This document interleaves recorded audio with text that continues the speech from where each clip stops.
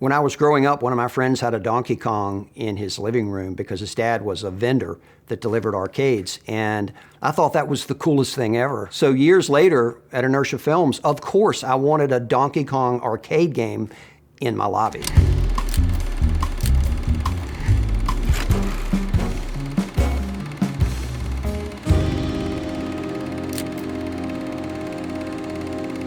So it had always been a dream of mine to have my own production facility. I mean, I had dreamed about this when I first got started in the business.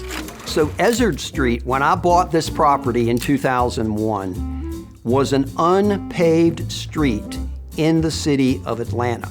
This is the original property that Inertia Films was built on. You can notice there were 17 tires that were on the property that were abandoned. I hold in my hands the original blueprint to the Inertia Films facility.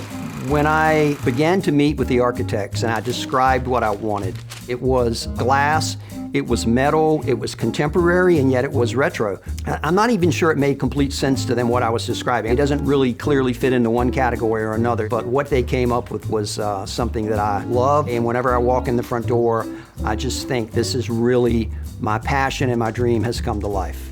I mean, I've always loved neon. Since I was a kid, I would be enamored by the marquee of the theater. And so I brought a little bit of that from my childhood into Inertia. We have a big neon sign in the lobby. Right off the hallway as you come down are a couple of edit suites. It had always been my dream to have a studio with a cyc wall and a light grid, and that you could do projects. Instead of traveling on location, you could just do them right here in your own facility. We have a kitchen where employees and even clients could step out of the edit suite or step out of the studio and have a little break area. When you come upstairs, originally the first room to the left was the conference room. And that original room that was a conference room, we turned into a 14 by 12 foot live shot room. In 2019, we had so many live shots that we actually used the downstairs edit suite as a second live shot room. Meanwhile, back upstairs, you have a big open room that we call the bullpen. We have a 2,100 square foot patio on the roof, and since we built it, we have added to it a garden. We've had many birthday parties with a grill.